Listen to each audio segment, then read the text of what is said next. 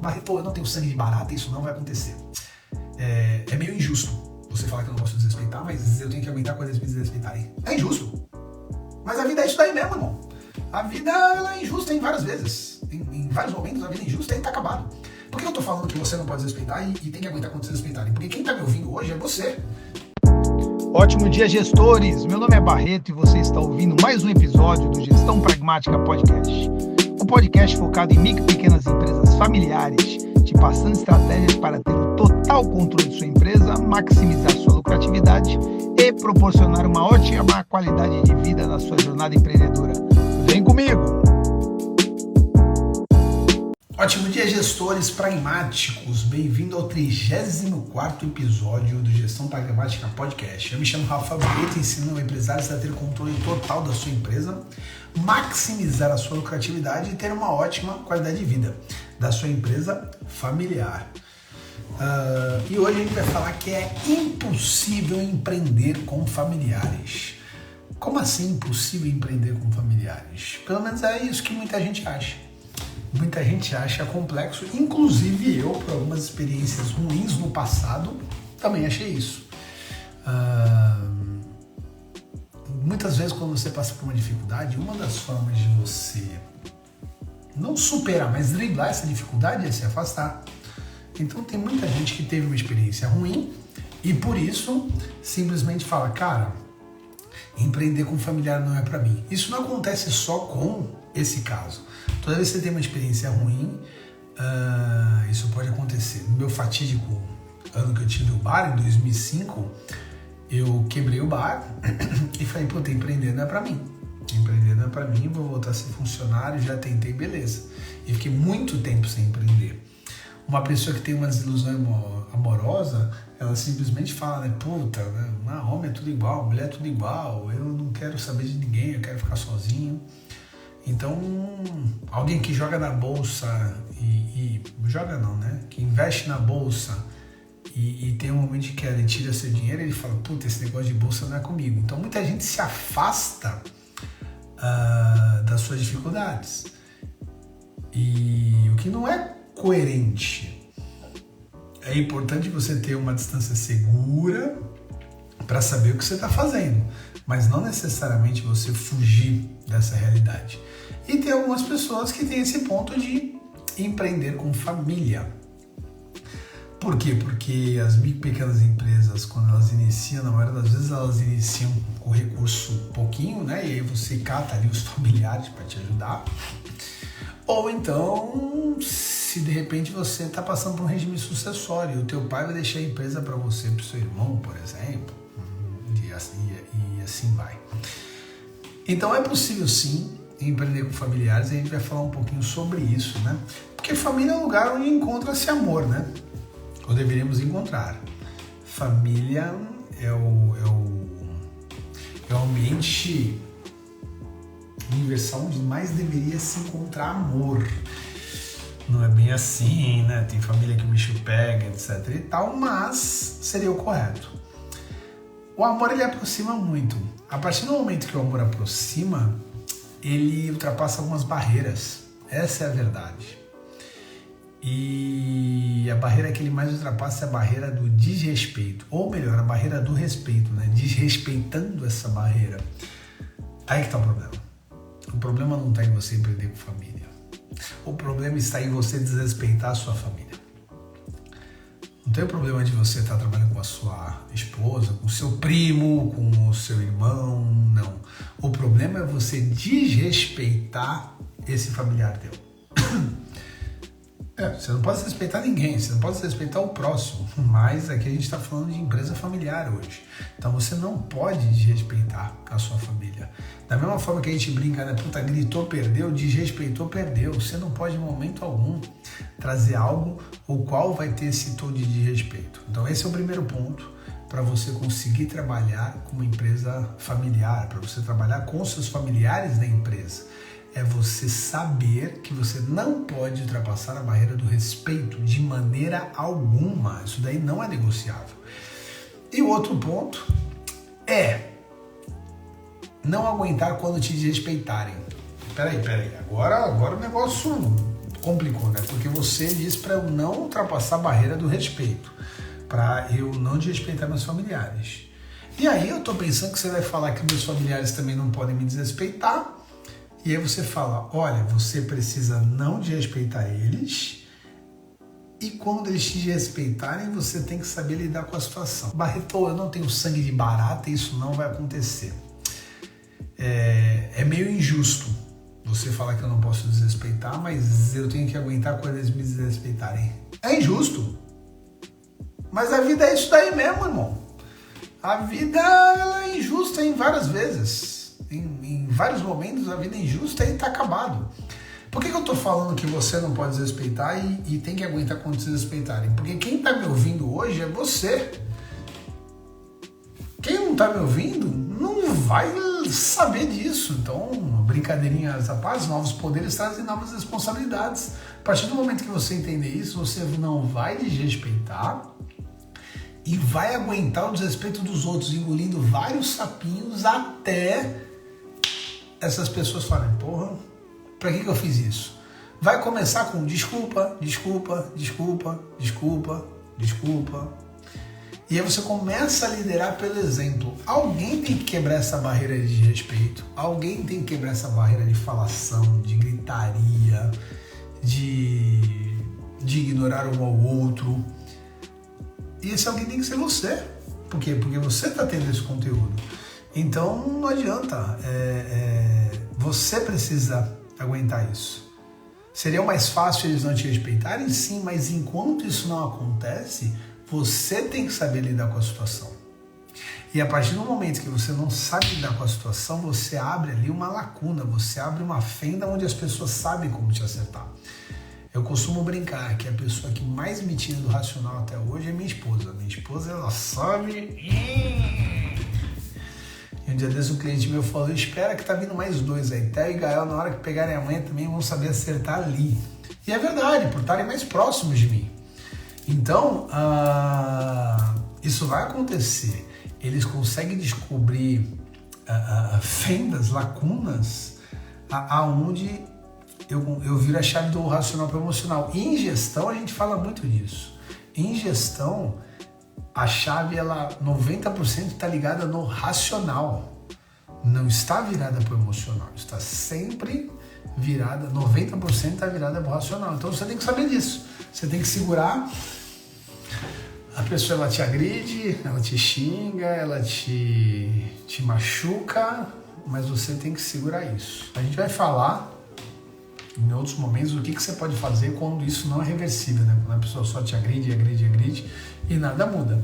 Mas a gente vai chegar lá, a gente vai conversar sobre isso. Mas agora você tem que segurar a onda, porque senão não vai adiantar nada.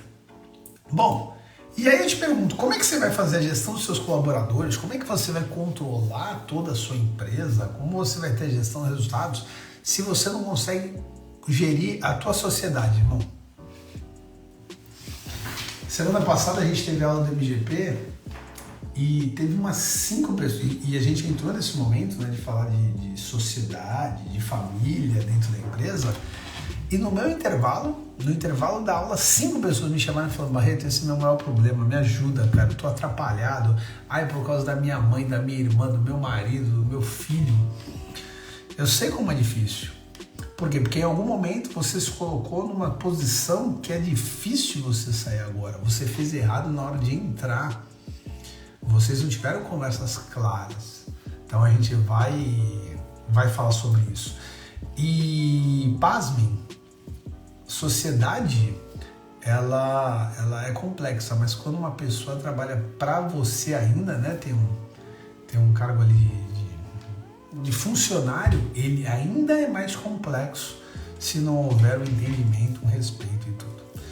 Então, se você não consegue gerir tua sociedade, se você não consegue gerir um colaborador teu, além de ser desgastante pra caramba pra você, ser muito desgastante, isso afeta as outras pessoas da equipe. Então já é desgastante para você como um familiar mesmo. Puta, eu vou falar com meu cunhado, já vi que ele vai, blá. Já é desgastante para vocês. Eu tô lembrando agora de um de um cliente meu que tem um irmão e ele não sabe mais o que fazer com o irmão, velho. Já tentou de tudo. Eu sei o que tem que fazer com o irmão. Você também sabe. Mas ele ainda não conseguiu reunir coragem, mais alguns fatores para resolver da forma mais fria e correta possível. Mas, além de ser muito desgastante, isso afeta também os demais da sua equipe. Os teus outros colaboradores, eles falam lá, tá vendo? Para aquele fulaninho lá, por ser da família, né? As coisas mudam, né? Quem nunca ouviu falar? O filho dele pode, né? Mas é irmão dele, né? Vai fazer o quê? Ou então, né? Nem vou fazer, daqui a pouco a mulher dele passa e muda tudo. Então, essa erva daninha, ela começa a pegar todo o teu jardim, ela começa a atrapalhar todo o teu relacionamento nesse sentido. Mas aí você diz, eu trabalho sozinho, mas esse negócio de trabalhar com família não dá certo. Será que o problema não está em você, então, irmão? Você já bloqueou, você já se fechou, falou, eu trabalho sozinho. Então o problema não está nos teus familiares, o problema tem você. Você não está se abrindo para o novo. Então aí você já vê que tem um trabalhinho aí para fazer em você. Vou confessar, viu? É o mais fácil que tem. Mais fácil é quando eu sou contratado por um empresário onde a mudança impactante tem que ser nele. Aí tá resolvido. O problema é quando eu sou contratado por um empresário que a mudança importante tem que ser no outro. Seja no outro sócio, seja nos seus líderes. E aí, mano, difícil. Por quê? Porque esse cara me contratou, esse cara quer a mudança. Os demais, às vezes, estão odiando eu tô lá. Então, não vale a pena esse esforço. Estou dizendo como consultor, tá? Como consultor, de repente, não vale a pena esse esforço. Mas, no caso da objeção que eu coloquei, que eu trabalho sozinho, puxa, que legal, eu consigo modificar você. Minha família não quer saber nada qual hora do Brasil. Aí tem dois fatores, né? Uma das objeções que eu ouço bastante é isso. Minha família não quer saber de nada. Existem dois fatores. Primeiro, legal, vamos dar uma olhada nisso. Se ela não quer saber de nada mesmo, está na hora de você posicionar ela para deslocar ela para o correto. Mas, primeiro, será que você não está impondo a tua vontade?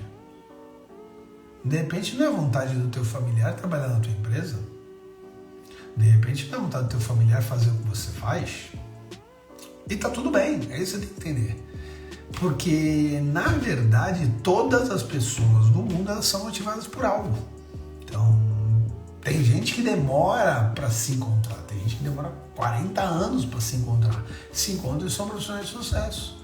Na verdade, a busca de cada pessoa tem que ser para aquilo que vai fazê-la feliz, ok, mas que vai fazer com que ela tenha uma produtividade.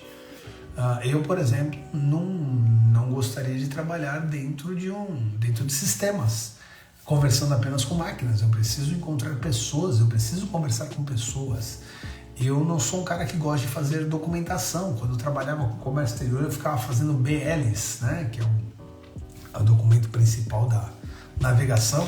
Então eu botava lá o nome do navio, o peso, e pipipi, popopó, puta, aquilo ali pra mim era um saco, velho, ficar dentro de uma salinha fazendo 80, 100, 200 embarques. Pra mim aquilo ali não era legal. O meu negócio é treinamento, é conversa, é ensinar as pessoas. Então se de repente eu tenho um pai que fala, olha, a partir de hoje você vai ser o contador da nossa empresa, eu acho que não ia funcionar. Então não é que eu não quero saber qual é a hora do Brasil, é que não tem nada a ver com a minha área, com o meu feeling, com as minhas coisas. Também tem outras objeções, né? Eles não me entendem. Se eles não te entendem, irmão, o problema da comunicação está no emissor. Você precisa se fazer entender melhor. Eu falo mesmo porque eu tenho um temperamento forte. Não, teu temperamento não é forte, teu temperamento é fraco. O temperamento forte é aquele que segura a emoção e digere dentro dele as coisas. Não precisa externalizar isso. Ou soma ou some, né? Ou faz ou então sai daqui. Isso é uma característica muito 01 que a gente chama, né? Que é ou preto ou branco. Cara, existe o cinza nessa parada. Às vezes não é 100% você, às vezes não é 100% o seu familiar. A gente pode chegar nos 50%, 60%, 40%. Então, não existe esse ou soma ou some. Não tem que ser tudo exatamente da forma que você quer. e nem da forma que seu familiar quer. A negociação é uma forma muito legal. Por quê? Porque ser autocrático não vai te levar a lugar nenhum, tá? Cara, ser autocrático não vai rolar. Porque a autocracia, né, principalmente com familiares, ele é uma chave para te levar para o emocional. Então eu viro e falo assim, é isso, faz, está acabado. Não. Já não funciona muito bem ser autocrático com uma empresa que não tem familiares. Quando tem, então, já não vai rolar. O sócio ele já vai se impor nesse sentido. E se você for chefe desse teu familiar, ela tem que entender que você é chefe e não irmão, e não pai, e não cônjuge, tá? Eu tenho uma informação bem legal aqui, que de acordo por uma universidade do estado de Utah, nos Estados Unidos, mostrou que o índice de felicidade e satisfação profissional de casais que trabalham na mesma empresa é quase o dobro. Porra, eu vou te falar que isso lá nos Estados Unidos, aqui no Brasil eu não sei não. Mas é lógico, né, cara? Se você consegue montar uma empresa com a tua esposa, aí a empresa funciona bem, vocês conseguem se entender, puta, é legal pra caramba. Não tem como dizer que não é legal. É legal pra caramba. Agora, algumas coisas bem interessantes. Ela fala que funciona se for sociedade. Se um dos dois, como é que ele chamou aqui? Ele chamou até com um nome bonito.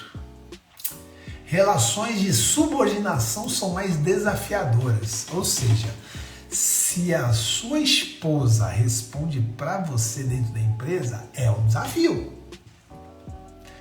E ao contrário também, tá? Se você responde para sua esposa, você também não vai gostar muito. E aí você precisa ter algumas dicas para tentar vencer esses desafios. Fale do trabalho durante o trabalho. Chegando em casa, não fale mais do trabalho, que é uma puta dificuldade das pessoas, tá?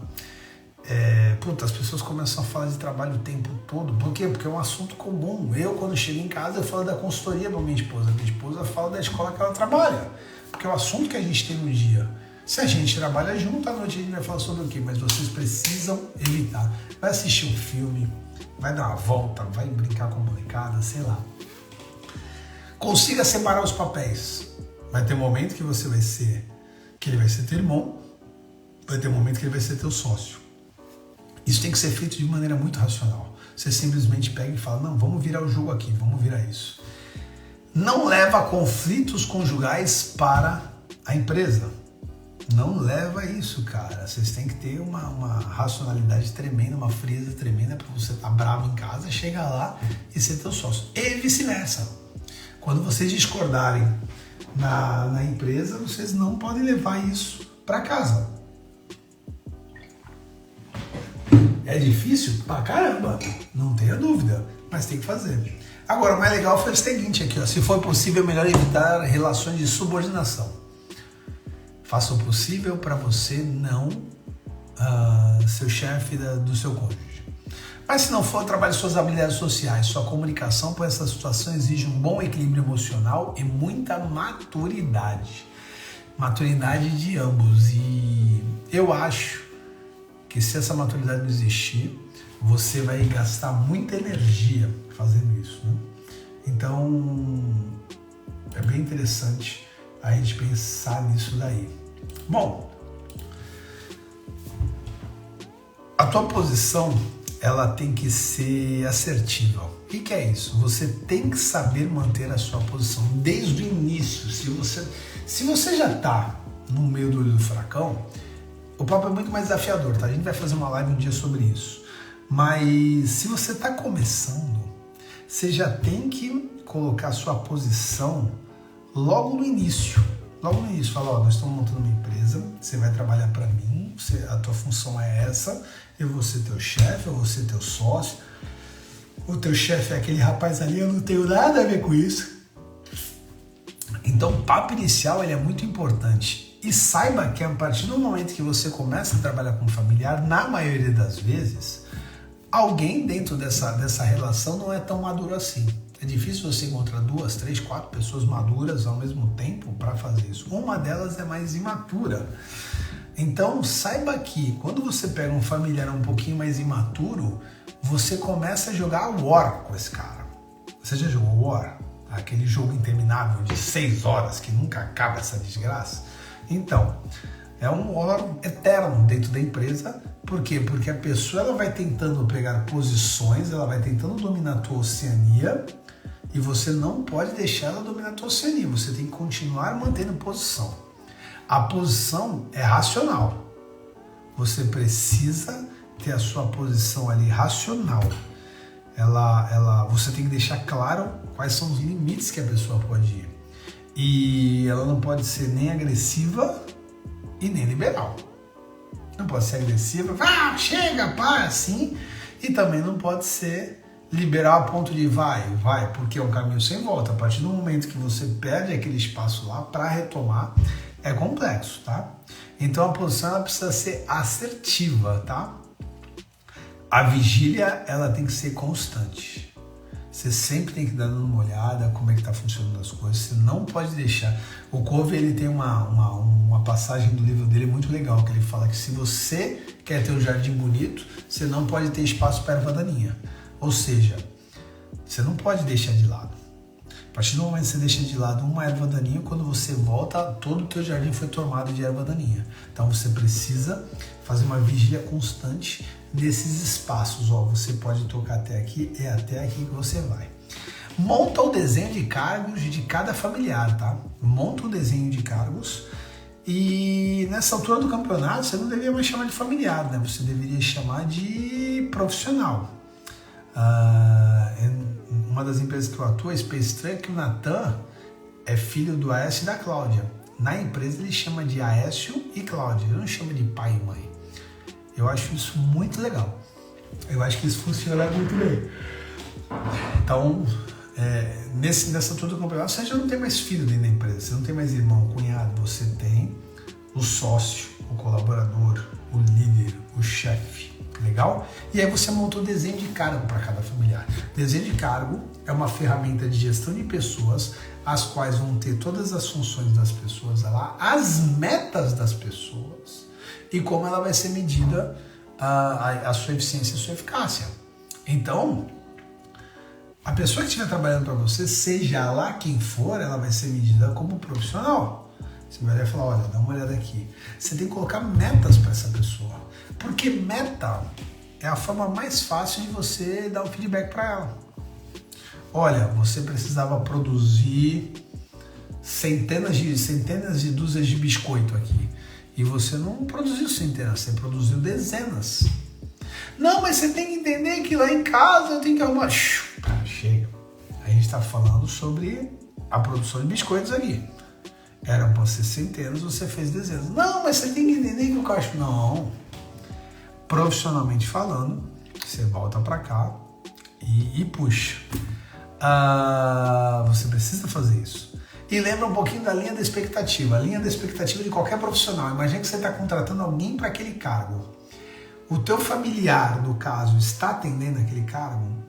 Se estiver atendendo a expectativa, ok. Se não estiver atendendo, primeiro papo, reorientação. Você começa a reorientar, falar, olha, não está legal. Segundo ponto, recapacitação. Você vai recapacitar essa pessoa, mostrar de novo como funciona. Terceiro momento, você vai realocar ela. Ela já não funciona nessa função, você vai arrumar uma outra função para ela. Num quarto momento, é demissão. É distrato da sociedade. Acabou. Não adianta. Cara, você já reorientou. Você já fez feedback, você já recapacitou, você já realocou a pessoa e nada adiantou. É tchau. Tchau, I have to go now. Não tem o que fazer. Mas isso vai atrapalhar minha família, porque se eu demitir fulano, como minha família vai ficar? Irmão, tua família já está atrapalhada. Nessa altura do campeonato, a tua família já está atrapalhada. Já está um desrespeito tremendo, a outra parte da família já está chateada com você, a família já está quebrada. Retardar as coisas, ela só vai piorar. Por quê? Porque em algum momento vai ter um sequestro emocional onde alguém vai usar palavras que não deveria usar com o próximo e aí o negócio está feito. Você sabe o momento de parar. E muitos de vocês já estão nesse momento de parar, mas não tem coragem. Você já terminou um relacionamento, não terminou? como é que foi esse término de relacionamento? Você tinha dúvida em terminar, tava 3, 4 anos com a pessoa, você falou pra ele, olha, você pensou, você nem falou de repente, você pensou, puta, é a última chance. Dá a última chance pra pessoa, pensa nisso, coloca claro, olha, se não funcionar, eu vou tomar uma decisão. E tome. Vai doer? Vai doer. Mas vai doer de uma vez. Isso é pragmatismo. Quando a gente fala da metodologia de gestão pragmática, é justamente isso, cara. Puta, tomar a decisão que tem que tomar, é fazer o trabalho sujo. Então, a família já se atrapalhou. Vai lá, toca a pau. Por que eu tô falando isso? Porque eu trabalhei com familiares em 97. E não foi uma ótima experiência, tá? Foi uma experiência que não foi bacana. Eu era muito jovem, muito imaturo, e eu também não gostei da forma que a liderança, porque a liderança era meus familiares, teve comigo. Eu acho que foi uma liderança meio agressiva, desnecessária. Mas eu aprendi muito também, não posso reclamar de tudo, porque eu aprendi muito também, foi meu primeiro emprego e tudo. Eu trabalhava para eles. E foi um ano, o qual faço minha culpa, eu era muito jovem, então também me emocionava às vezes, mas a forma que me trataram é algo que eu até hoje levo, tá? Falei, puta, não foi uma forma bacana. Depois eu montei a sociedade com meus irmãos em um bar, aí foi um show de horrores, aí foi uma loucura, mano, porque, meu Deus do céu, velho, os meus dois irmãos, principalmente, eles não se entendiam muito, e foi um show de horrores. No bar a gente bebia também, era uma confusão tremenda, e a gente simplesmente conseguiu pegar tudo que eu falei hoje e jogar no lixo, fazer totalmente ao contrário. Hoje eu trabalho com meus dois sobrinhos, os dois têm cargos, um é responsável por todo administrativo e financeiro, o outro ele é responsável pela toda a parte de marketing digital. Então cada um tem o seu cargo, cada um tem o seu desenho do cargo e feedback constante. Tá? O feedback constante é vai e volta. Eu mando feedback para eles e eles retornam com feedback para mim. Então é uma coisa que funciona de uma forma muito, muito interessante. É bem legal a gente começar a pensar. Você precisa pensar mais em trabalhar com familiar. Mesmo que você não queira.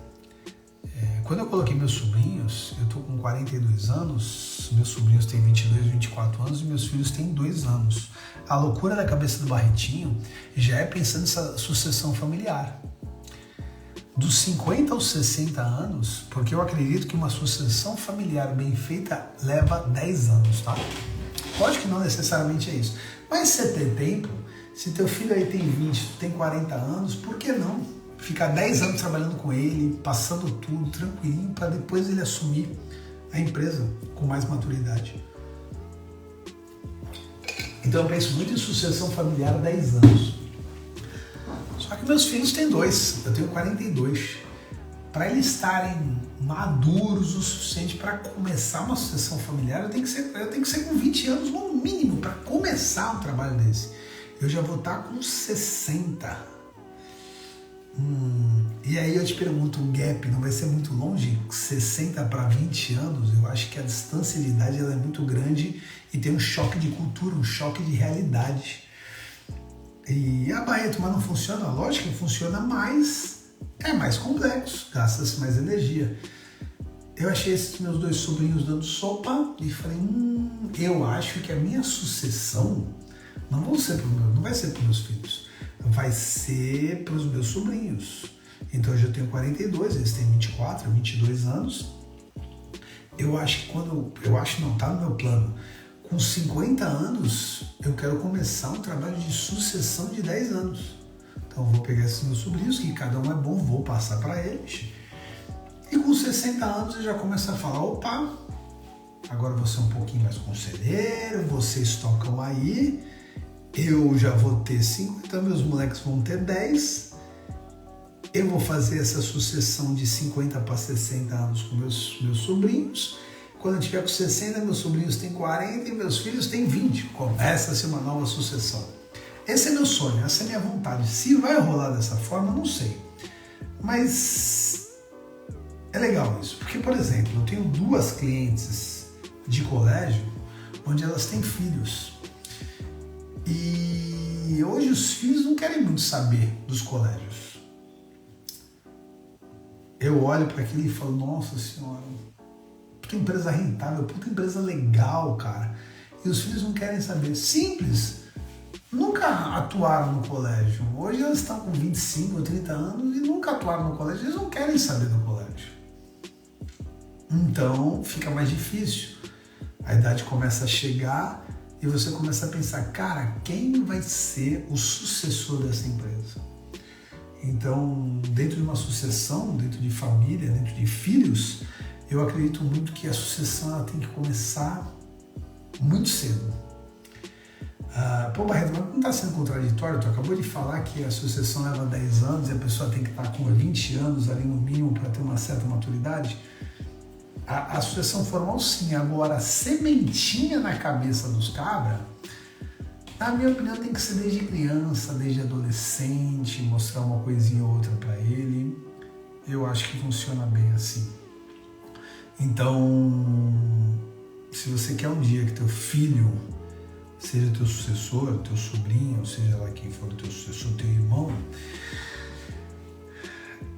a relação familiar dentro da empresa ela tem que começar bem hoje.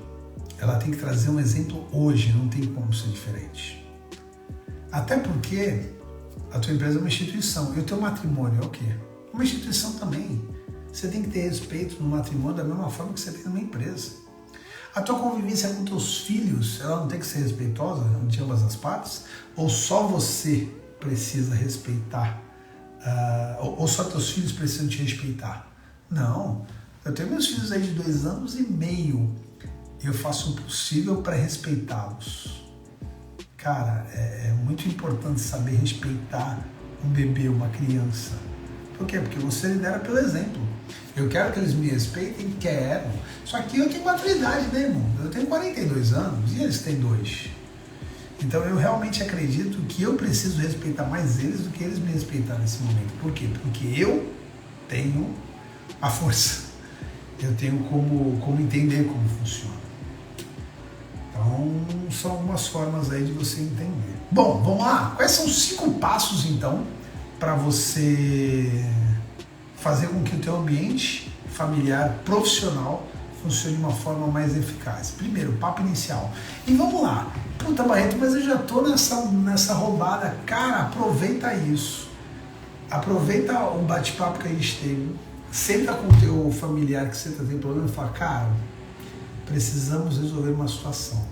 O que você acha de a gente começar um caminho novo a partir de agora? Então tem um papo inicial.